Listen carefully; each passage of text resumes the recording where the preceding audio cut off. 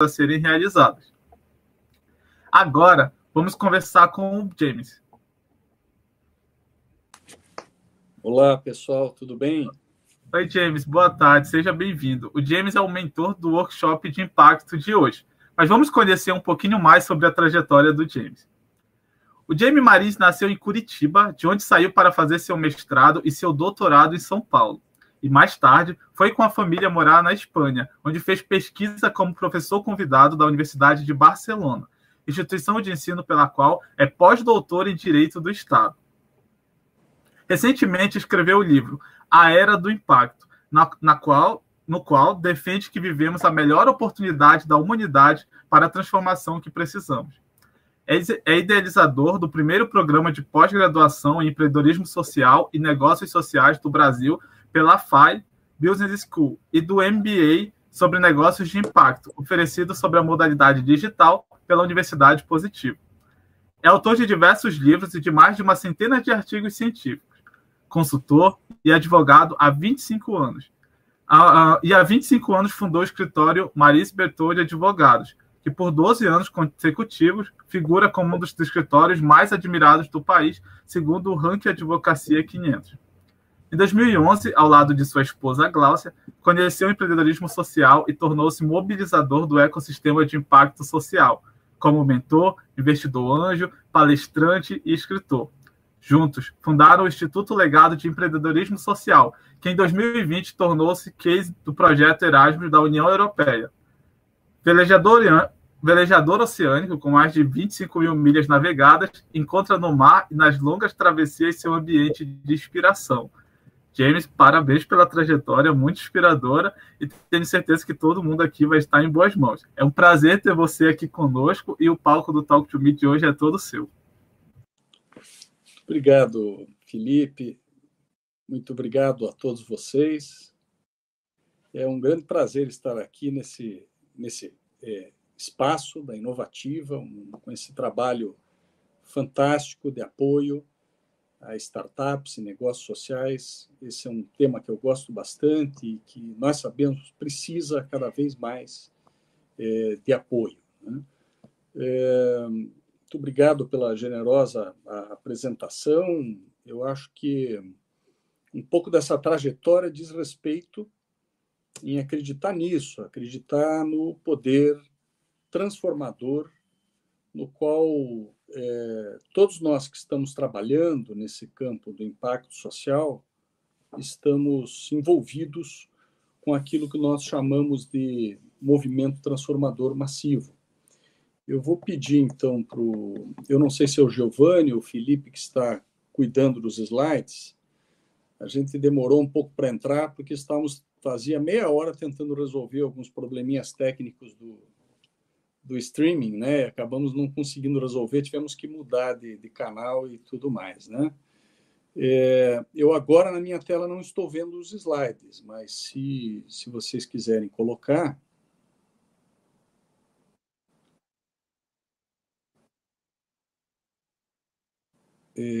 os slides... Ah, entendi. Agora sim. Agora apareceu. Tá ótimo, então. Já estamos nos entendendo, né? Vamos passar para o próximo. Então, eu não quero me prender muito nos slides para a gente poder conversar um pouco mais depois, mas eu quero mostrar para vocês quais são as bases, quais são os fundamentos mais amplos dessa cosmovisão que eu procurei descrever no livro A Era do Impacto, e que diz respeito às possibilidades, à melhor oportunidade que a humanidade está vivendo, né? E essa oportunidade ela se dá através daquilo que nós chamamos de movimento transformador massivo. O movimento transformador massivo foi inspirado naquela ideia de propósito transformador massivo que foi criada por alguns professores da Singularity University. Só que nós achamos que o movimento é mais do que o propósito, porque é um movimento que atinge milhões e milhões de pessoas que estão trabalhando e que hoje têm as ferramentas capazes de operar essa transformação. E essa transformação decorre do movimento transformador da nossa liberdade. Nós hoje temos no mundo um conjunto de fatores, nós não vamos entrar nele hoje aqui, mas é um conjunto de fatores muito profundo que nos traz para o plano da ação. Então, se há 120 anos atrás, 1 em cada 10 pessoas sabia ler e escrever, hoje, 9 em cada 10 pessoas são capazes de ler e escrever. Hoje nós temos mais de 100 milhões de estudantes universitários em todo o mundo, e se esse número não parece muito relevante, é importante a gente lembrar que só no século XX, esse número de estudantes, no século XXI, ou seja, nos últimos 20 anos, esse número de estudantes universitários dobrou, de 50 milhões para mais de 100 milhões de estudantes. Ou seja, nós estamos, sob o ponto de vista da educação, nós estamos nos desenvolvendo muito. Sob o ponto de vista das nossas liberdades cívicas, da discussão com relação à inclusão, da discussão com relação à diversidade, todos esses temas que estão ocorrendo hoje permitem que uma quantidade muito maior de pessoas tenha voz, que uma quantidade muito maior de pessoas possa participar da construção desse sonho conjunto. Então, o movimento transformador massivo ele parte dessa transformação da nossa liberdade, que hoje é maior do que nunca em toda a história da humanidade, passa pelo movimento, então, transformador da economia, porque a economia já não pode mais ser vista como era há 250 anos atrás, quando se criou essa figura chamada Homo economicus, que para a economia tradicional, para a economia ortodoxa, para essa economia conservadora, a única função do Homo economicus é gerar benefício para si mesmo. Então, para resumir esse tema econômico, que não é o nosso propósito hoje aqui, prestem atenção no seguinte: a economia ortodoxa propõe que um conjunto de muitos egoísmos gera uma grande solidariedade. Isso, naturalmente, é falso. Não adianta, se nós somarmos uma dúzia de limões, nós não vamos obter um cacho de bananas. São categorias diferentes. Então, a economia do Homo economicus, que é a que predomina no nosso planeta há mais ou menos 250 anos, ela precisa migrar para uma nova figura de ser humano, que pode ser conhecido como Homo empáticos, que pode ser conhecido como Homo solidários ou como Homo noéticos. A característica desse Homo empáticos, desse Homo solidários ou desse Homo noéticos é que ele tem a capacidade de sair do eu, que é o egocentrismo, migrar para o campo do nós, que é um campo já superior ao egocentrismo, mas ainda não é completo, porque é um campo ainda etnocêntrico, no qual eu defendo explicitamente o meu povo, a minha bandeira, ou simplesmente a minha família, e migrarmos para o campo do todos nós, que é o campo consciencial globocêntrico. Ou seja, nós não estamos preocupados apenas com nós, mas com todos nós, e em um patamar ainda mais elevado, nós já estamos nos preocupando, alguns de nós, com todos os seres que vivem nesse planeta. Então, nós saímos desta liberdade, entendemos melhor o papel da economia, que não é uma economia na qual apenas gerar lucro importa, e passamos para o movimento transformador da consciência, que é o padrão consciencial no qual nós habitamos. Esse padrão consciencial está transformando a humanidade. Isso faz com que hoje nós já tenhamos modelos econômicos, designs econômicos diferentes, que podem ser aproveitados como uma forma de transformação da humanidade. Vou pedir para nós irmos para o próximo slide, para acelerarmos um pouquinho aqui. Nesse próximo slide, nós vemos uma representação gráfica das diversas transversais e dos pilares do movimento transformador massivo. Então, a nossa liberdade, que é uma liberdade que melhorou muito sob o ponto de vista físico, cívico, espiritual. A economia, que mudou muito sob o ponto de vista tanto privado como estatal. E a economia ecológica, que nós estamos assistindo hoje. e o movimento da consciência, do nós saímos do eu, passamos pelo nós, vamos para todos nós. Tudo isso atravessado por fenômenos como a inovação, a descentralização das possibilidades. Vejam que hoje a inovação é profundamente descentralizada. A inovação hoje nós não sabemos de onde ela vem, mas ela não está mais centralizada nos atores que nós conhecíamos como sendo os únicos capazes de solucionar os problemas da humanidade.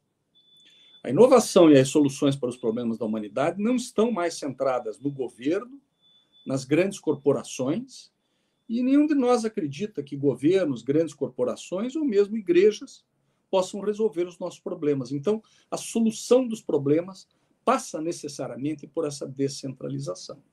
E também o fenômeno da exponencialidade. Então, quando nós vemos a tecnologia revolucionando-se exponencialmente a cada 6 meses, nós precisamos ter noção de que a inovação, através da descentralização, tem que usufruir desse potencial exponencial da tecnologia para atuar nessas transformações. Vamos para o próximo slide, por gentileza. Nesse slide, nós já vamos ter uma primeira abordagem da diferença entre o empreendedor empresarial, que é esse homo economicus, que é eticamente neutro, e o empreendedor social, que é eticamente consciente. Por que o empreendedor empresarial é eticamente neutro? Porque toda a teoria econômica, até o final do século XX, propunha que este ser empreendedor não tinha nenhum compromisso com solucionar problemas sociais e ambientais. Aqueles que estudaram economia, aqueles que gostam de economia, sabem que os problemas sociais e os problemas ambientais decorrentes da ação econômica são considerados externalidades. O que significa dizer que esses problemas são considerados externalidades? Significa que eles são colocados fora do cálculo econômico. Enquanto que quando nós trazemos para o campo do empreendedorismo social, problemas ambientais e sociais não são externalidades, eles são internalizados. Hoje, para falar uma linguagem bastante atual, os critérios ESG, de Environmental, Social and Governance, trazem para dentro dos demonstrativos das corporações a incorporação de critérios que antes eram considerados externos. Então, social e ambiental, quando vem para dentro os demonstrativos das corporações, deixam de ser externalidades e passam a ser internalizados como problemas das empresas. Isto é uma revolução profunda nos modelos econômicos que nós estamos assistindo. Então, o empreendedor empresarial, que é eticamente neutro, ele organiza recursos, ele é inovador, é a destruição criativa do Joseph Schumpeter, que é o grande autor da inovação. Ele busca incessantemente as suas oportunidades, o Peter Drucker, ele excede as suas capacidades. O empreendedor social também tem essas características, só que ele não organiza recursos exclusivamente para gerar riqueza econômica. Ele adota uma missão e o valor que ele cria é o valor social. Ele procura obstinadamente oportunidades para servir a essa missão. Então, eu diria que o empreendedor social ele está mais para a destruição construtiva, criativa, pensando na criação do valor social. E ele busca inovação contínua, não há como você se considerar um empreendedor se você não estiver buscando a inovação contínua, e age com ousadia, sem estar limitado a recursos disponíveis. Essa é a conceituação, isso está baseado na conceituação clássica de Diez, que foi a primeira conceituação de empreendedor social, que é de um artigo dele de 1998, que foi revisado em 2002. Então, vejam, o conceito de empreendedor social tem pouco mais de 20 anos. Vamos para o próximo slide, que é para situar bem vocês com relação aos problemas que vocês têm que enfrentar. Então, vejam, o empreendedor empresarial, que é este empreendedor eticamente neutro, o empreendedor social, tem um rol de qualidades que os diferencia. Então, enquanto um é o homo econômicos, o outro é o solidários. Enquanto um é unidimensional, o outro é multidimensional. Enquanto um é minimalista, o que é o cidadão minimalista? O cidadão minimalista é aquele que pensa que trabalhar, pagar impostos e cumprir com o seu alistamento militar é tudo que ele precisa fazer para que ele seja um cidadão na sociedade contemporânea. Este conceito de cidadão minimalista é muito utilizado no Canadá e nos Estados Unidos. Enquanto que nós não, nós propomos um cidadão integral, não um cidadão integral do velho integralismo, um cidadão integral do Ken Wilber, um cidadão multidimensional, um cidadão capaz de compreender todo o entorno no qual ele se insere. Assim nós vemos que há uma grande diferença entre o empreendedor empresarial e o empreendedor social. Não vamos analisar todos os itens, mas o slide fica aí à disposição de vocês. Vamos para o próximo slide. Estas são as 3 dimensões do DNA do empreendedor social.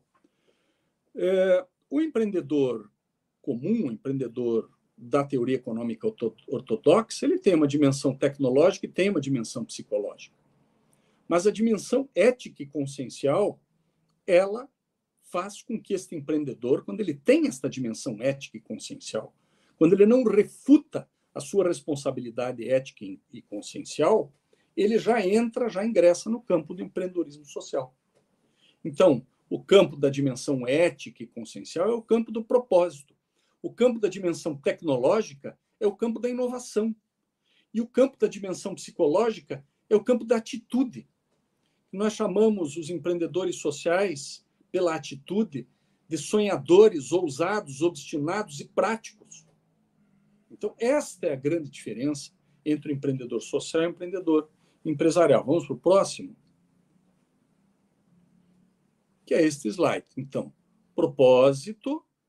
Este propósito ele pode nascer de diversos fenômenos, e esse DSC ele significa que o propósito ele pode dizer respeito à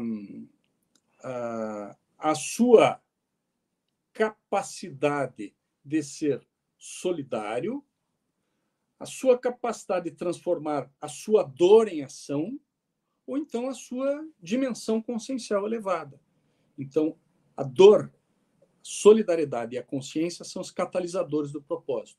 A inovação está representada pelo PSP, né, que é o campo do produto, do serviço ou do processo, que é onde a inovação vai ocorrer, e a atitude, que é esta sigla SOOP, sonhadores, ousados, obstinados e práticos.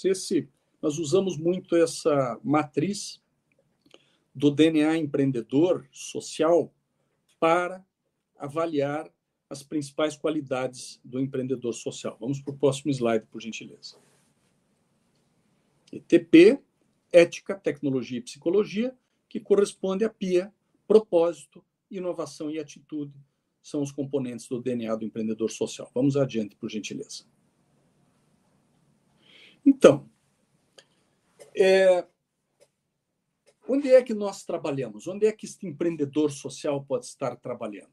Nós estamos acostumados com esta dicotomia entre segundo setor e terceiro setor. Mas nós já aprendemos que esta dicotomia ela não resolve todos os problemas. E por isso, ultimamente, tem-se falado do setor 2,5. Eu acho muito pedagógica esta visão de setor 2,5, porque ela mostra que é possível você ter uma intersecção entre o segundo setor, que é o setor privado, da ação econômica empresarial, e o terceiro setor, que é o setor chamado de filantrópico. Quando você está no intervalo entre os dois setores, você tem um setor 2,5, que é tipicamente o setor dos negócios sociais. O próximo slide já nos mostra isso, por gentileza. Então, você tem o segundo setor, onde estão as empresas, terceiro setor, onde estão as entidades filantrópicas, e no intermédio entre esses dois se encontram os negócios sociais.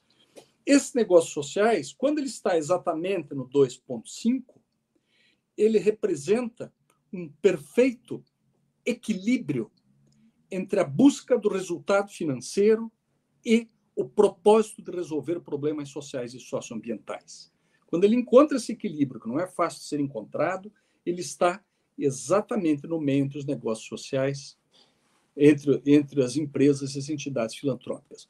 O próximo slide ele nos ilustra um pouco mais como este campo pode estar ainda mais subdividido. Por quê? No campo esquerdo do slide está o lucro, no canto direito está o propósito. No meio estão os negócios sociais. Mas também existem alguns setores hoje, por isso que nós estamos dizendo que existem novos designs das novas economias, que é a economia do impacto, que podem estar no intervalo entre o segundo setor e o setor 2.5, ou ainda no intervalo entre o segundo setor 2.5 e o terceiro setor, formando assim ainda mais intermediários. Eu diria que existe um conjunto inesgotável de modelos que podem ser adotados, alguns mais próximos do terceiro setor, outros mais próximos do segundo setor, mas sempre com algum nível de propósito. Né? Então, por exemplo, as empresas hoje que adotam nas suas atividades os critérios ESG, se preocupam com as demonstrações que fazem desses critérios, estão se aproximando, estão no segundo setor, mas talvez estejam se aproximando mais do setor 2.25. As empresas B, por exemplo, ou as empresas do capitalismo consciente, elas estão mais próximas do setor 2.25. E no setor 2.5, para o setor 2.75, você pode ter no setor 2.75, por exemplo, um fenômeno como a filantropia empreendedora, que ela não está totalmente no terceiro setor, ela está se aproximando do setor de negócios de impacto social, mas ainda funciona sob um modelo jurídico filantrópico. Mas ela não é exatamente terceiro setor naquele sentido tradicional. Por quê? E agora aqui nós entramos na questão do risco. Porque se nós olharmos este gráfico, nós vamos perceber que quando nós estamos no terceiro setor, a aversão é total ao risco. Porque o terceiro setor não admite risco. O terceiro setor, ele normalmente, ele trabalha com recursos de terceiros, com recursos filantrópicos. Então, o terceiro setor tende a ter uma gestão mais conservadora e avessa aos riscos. E o segundo setor, lá no outro extremo, é mais familiarizado com o risco. Aliás, nós sabemos que no campo do lucro, quanto maior o risco, maior é o potencial de lucro. Então, sonho é você conseguir um grande potencial de lucro com baixo risco. Mas, normalmente, risco e lucratividade estão associadas. Então, o risco ele é necessário e precisa ser dosado. Então, quanto mais você busca lucros maiores, mais você tem que assumir riscos. Quanto mais você está no campo filantrópico, menos o risco é tolerável. Você precisa ter uma gestão conservadora. Os negócios sociais precisam, novamente, porque estão ali no meio, equilibrar essa questão do risco. Até que ponto o risco é aceitável nos negócios sociais. Vamos para o próximo slide. Então, o próximo slide ele ilustra um pouco aquilo que nós falamos, né? Mas ali no setor 2.25, por exemplo, talvez estejam as startups de impacto social. Talvez esse seja o campo das finanças sociais, o campo do Impact Investing. Lá mais no 2.12,5, talvez, estejam as empresas do sistema B, estejam as empresas humanizadas do capitalismo consciente, estejam as empresas que aplicam os critérios do triplo bottom line, estejam as empresas mais voltadas para a percepção de que o lucro não é o único objetivo da atividade empresarial. Enquanto lá no 2,75 a gente vai encontrar uma filantropia que já assume algum risco e tem outras metodologias, como a filantropia empreendedora, a filantropia estratégica ou a filantropia de alto impacto. Assim, este quadro, evidentemente, não é um quadro pronto e nunca vai ser, mas ele permite que nós possamos perceber que não existem apenas 2 modelos ou 3 modelos, talvez existam 4, 5, 15, 25 modelos entre segundo setor e terceiro setor. Por isso, tenham a mente aberta para imaginar que o design do seu negócio, inclusive no que diz respeito aos riscos que assume, ele pode estar dentro de todo esse plexo. Nós admitimos, evidentemente, que do 2,25 até o 3, nós estamos dentro do empreendedorismo social. As startups e os negócios sociais vão estar entre o 2,25, o 2,5, talvez avançando um pouco, mas não muito, porque a questão do resultado financeiro é muito importante para o setor dos negócios sociais e das startups de impacto social. Vamos para o próximo slide, por gentileza. Então, quando nós falamos de riscos, existe um rol que alguns pesquisadores costumam identificar. Todos eles, evidentemente, devem ser objeto de preocupação de quem está desenvolvendo um negócio de qualquer natureza, seja ele social ou seja ele um negócio ortodoxo, um negócio convencional. Normalmente existe uma preocupação muito grande com o risco mercadológico. Inclusive, os investidores têm uma preocupação muito grande, ou seja, se o produto, o serviço, o processo que você está oferecendo com a inovação, se ele tem aquilo que se chama de market fit, ou seja, se ele vai se encaixar nos desejos dos consumidores. Se você tiver um problema muito grave de market fit, você tem um problema mercadológico que implica em um risco muito grande para o próprio negócio, né? O risco regulatório diz respeito às regulações governamentais e diz respeito às questões jurídicas, ou seja, a startup ou o negócio precisam ter muito cuidado com o desenho jurídico e com os riscos que você pode ter. Então, se o seu negócio não tem, por exemplo, questões regulatórias propriamente ditas a serem enfrentadas, ele seguramente vai ter questões societárias, que dizem respeito à regulação jurídica, questões trabalhistas, que também dizem respeito à regulação jurídica, e estas acabam sendo muito sensíveis. E uma má concepção da empresa sob o ponto de vista societário pode ser um impeditivo para o ingresso de investidores. Uma má concepção, uma má gestão da empresa sob o ponto de vista trabalhista pode ser um fator que afaste investidores. Ainda que o risco regulatório ele seja mais suscetível de ser calculado do que o risco mercadológico. Então, o risco mercadológico é um problema mais difícil até de ser calculado. O risco regulatório, você consegue fazer uma due diligence e perceber onde estão os problemas. Acontece que, às vezes, problemas societários não são solúveis e, às vezes, problemas trabalhistas se tornam muito grandes. E, às vezes, muitos de vocês sabem disso, problemas trabalhistas se confundem com problemas societários e vice-versa. É o problema do vesting. Quando o vesting não está bem disciplinado, ou seja, quando você oferece para pessoas que estão ao seu redor, que são seus colaboradores, pagamento em formato de equity, você precisa regular isso muito bem, sob o risco de ter um problema trabalhista muito grande. O risco do capital humano, esse também é muito grave, porque muitas vezes, especialmente quando você tem equipes ainda incipientes e pequenas, você ter uma rotatividade muito grande de pessoas ou não conseguir garantir a aderência dos seus colaboradores aos propósitos do negócio e à continuidade do negócio, pode significar que você tem um risco muito grande de que uma determinada pessoa-chave na estruturação do seu negócio não esteja mais com você em pouco tempo. Isso pode significar um risco, muitas vezes, insuportável. Então, é muito cuidado com esta questão das aptidões e das capacidades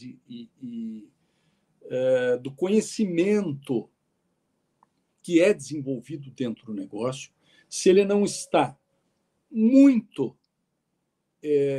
associado com o capital humano, de modo que quando você perde capital humano, você corre o risco de perder o próprio negócio. É um risco que precisa ser ponderado, precisa ser avaliado. Então, todos os negócios precisam avaliar todos esses itens. O risco tecnológico, esse é uma presente constante, né? existe também aquela questão que os investidores perguntam muito: qual é a barreira de entrada? A barreira de entrada, geralmente, ela é tecnológica. Se você tem um negócio que é extremamente baseado numa tecnologia que pode ser superada, que você não domina, o que você tem que comprar, o que está em produção, ou que não é muito acessível, você tem um risco tecnológico muito alto. E, por último, o risco ambiental e o risco social. Vejam que interessante. Nessa lista dos riscos que são aplicáveis a todos os negócios, a todos os empreendimentos, o risco ambiental e o risco social têm um caráter de controle, ou seja, avalie os riscos, enquanto que nas startups de impacto social, o que nós vamos perceber é que a questão ambiental e a questão social não podem deixar de estar intrinsecamente relacionadas com o negócio. Porque quando nós falamos do empreendedor de impacto, do empreendedor social, nós estamos nos referindo necessariamente a 3 dimensões do impacto: a dimensão ecológica, a dimensão da inclusão e a dimensão da diversidade. Então, necessariamente, o seu negócio de impacto tem que ter uma preocupação com o problema ecológico, com o problema da inclusão e com o problema da diversidade, que são problemas sociais. Então, aquilo que é risco nos negócios convencionais é o propósito nos negócios, nas startups de impacto. Por isso, muito mais do que risco, a questão ambiental e a questão social gera um outro tipo de risco que não costuma ser tabulado por essas empresas, que hoje em dia está muito mais em voga, que é o risco reputacional. Mas vamos ver como que empreendedores costumam avaliar essa questão dos riscos no próximo slide. Veja que interessante esse slide, né? Ele indica quais são os riscos de maior preocupação. Isso daqui não é de startups de impacto social. Eu não conheço nenhum estudo que tenha feito esse mapeamento em startups de impacto social. Esse também não é um estudo feito com uma amostragem muito grande, mas não é esse o objetivo. O objetivo é que vocês percebam o seguinte: a maioria de vocês que está hoje nos ouvindo está preocupada com o risco econômico e financeiro. Então, ou seja, ele sempre aparece em primeiro lugar. Risco econômico e financeiro em primeiro lugar, risco mercadológico em segundo lugar. Ou seja, se eu não tiver mercado suficiente, eu não sustento financeiramente o meu negócio. O risco regulatório vem em terceiro lugar. O risco tecnológico, acho que isso vai variar muito de acordo com a atividade, aparece aqui em quarto lugar. E o risco social e o risco ambiental aparecem lá em últimos lugares. Só que, o que é que nós temos percebido no Instituto Legado? Lá nós já aceleramos mais de 350 iniciativas de impacto. E estes dados que estão refletidos aqui batem com a percepção daquilo que nós assistimos lá. Todos estão preocupados com fundraising ou estão preocupados com o faturamento. Só que este faturamento e este risco econômico financeiro, ele não se resolve se você não passar por todos os outros. Então, se vocês quiserem, nas horas vagas, dar um curso para ganhar dinheiro, é dar um curso sobre fundraising ou dar um curso sobre sustentabilidade financeira. Só que o curso sobre sustentabilidade financeira ou sobre fundraising não resolve absolutamente nada se você não for capaz de resolver os problemas relativos a capital humano, a tecnologia, se você não conseguir resolver os problemas regulatórios e o problema mercadológico. Então, é uma falsa percepção que nós temos de que toda prioridade tem que ser para o aspecto financeiro, porque o aspecto financeiro está longe de resolver todos os problemas. E, no campo do impacto social, o risco reputacional de não passar uma percepção adequada relativa à sua atividade, sob o ponto de vista social e ambiental, é muito grande. Vamos para o próximo slide. É o problema do duplo código. Isso é muito grave, porque nós observamos a questão do risco ambiental, do risco social, da questão do impacto social positivo, da inclusão e da diversidade, sob o ponto de vista da porta para dentro e da porta para fora. O que isso significa? Que você não pode, em hipótese alguma, adotar um duplo código, ou seja, da porta para fora, você é uma startup de impacto social, um negócio de impacto social, que defende os valores da diversidade, os valores da inclusão e tem consciência ecológica. E da porta para dentro, você desperdiça recursos ambientais, você não tem a menor preocupação com a inclusão no seu negócio e não tem nenhum tipo de diversidade na sua gestão. Ou seja, sob o ponto de vista daquilo que você tem como propósito do seu negócio de resolver um problema social ou ambiental, você não tem alinhamento com as suas práticas internas. Isto gera, efetivamente, um risco reputacional que precisa ser cuidado. Por quê? Porque se você é uma startup de impacto social e socioambiental, você deve ter o cuidado de procurar investidores que estejam alinhados com o seu propósito. Semana passada eu estava participando de um evento do Founder Institute e um dos founders me perguntou o seguinte: Dr. James, eu tenho conversado com diversas founders de startups que estão em estágio mais avançado do que o meu e já estão em fase de captação, coisa que eu ainda não estou. Falei com eles sobre o propósito social e o propósito ambiental que eu tenho na minha startup. Eles me disseram que se eu levar esse tema para os investidores vão perder o interesse. Eu disse a ele, pois é, meu querido, me diga com quem você anda, eu te direi quem você é. Se você vai estar conversando com investidores que não querem ouvir o seu propósito social e ambiental, muito cuidado, porque você está conversando com os investidores errados e você vai ter problema muito sério ao longo da gestão do teu negócio no que diz respeito a esses investidores. Só que é interessante, porque ele não era do campo do impacto social, ele não conhecia o campo do impacto social, embora a startup dele tivesse realmente um direcionamento para o impacto social e ambiental. E ele não sabia que existem investidores que elegem os seus investimentos pelos critérios do impacto, que é do impacto positivo que está sendo gerado pelo negócio social ou pela startup de impacto social. Então, este risco reputacional, ele não pode ser assumido, este tem que ser muito bem cuidado, especialmente quando a startup está buscando investidores que estejam alinhados com o seu negócio. Agora, vai muito além disso também. É preciso que você tenha um alinhamento, evidentemente, dos teus clientes, dos teus consumidores, de para quem você presta o serviço, para quem você vende o seu produto. Se você está propondo resolver um problema social, socioambiental, você precisa ser coerente com relação a este seu propósito.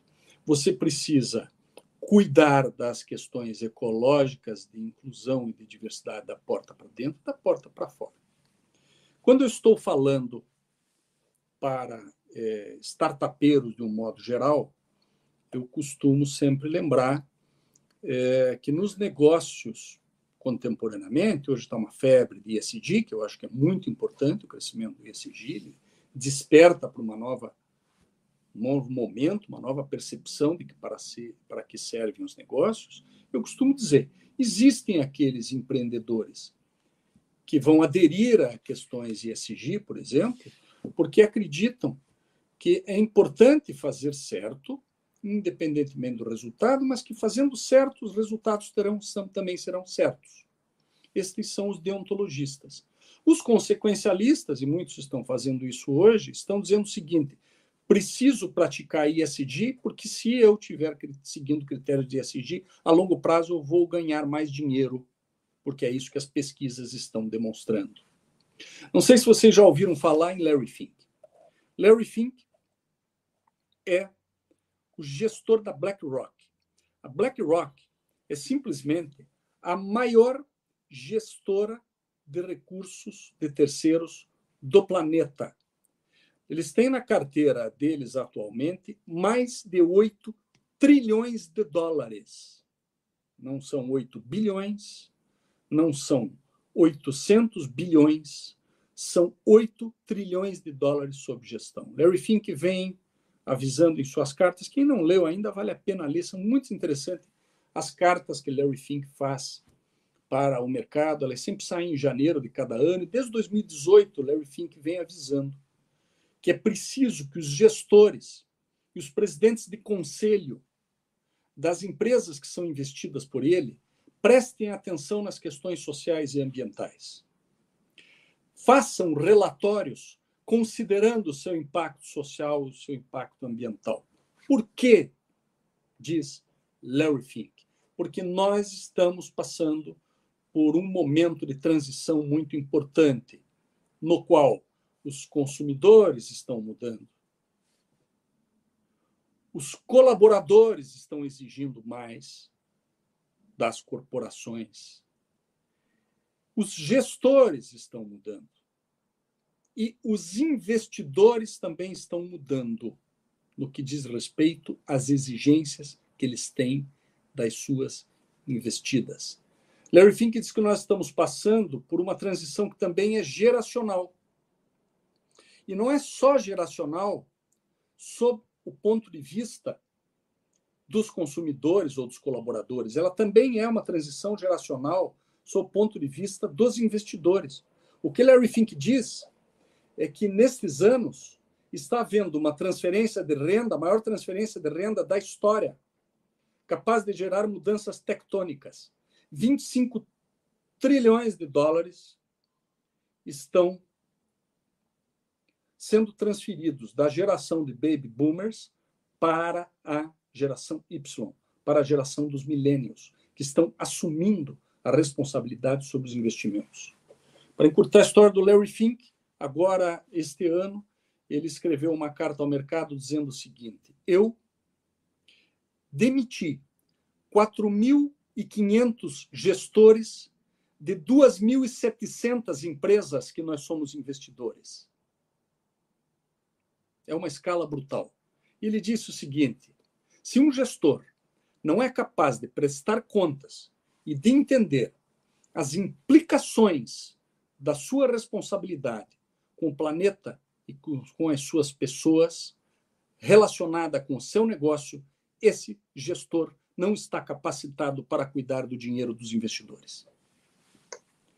Então, se nós dissermos isso lá de cima, do topo, nós precisamos aplicar isso aqui nas startups. Por isso que Adel Hess escreveu uma carta em 2019, ele é o fundador do Founder Institute, dizendo que até 2029, 80% de todas as startups lançadas no mundo pelo Founder Institute, que está em 200 cidades, em mais de 60 países, 80% dessas startups têm que estar alinhadas com os objetivos do desenvolvimento sustentável. Vamos para o próximo slide para irmos encerrando. Eu acho que é a parte da discussão que vai ser muito interessante. Esse slide vai para vocês também. Tem a nossa bibliografia. O primeiro livro ali pode ser baixado gratuitamente. O livro A Era do Impacto pode ter uma amostra grátis baixada gratuitamente pelo aplicativo do Kindle, ou pode ser encomendado para a editora Avô.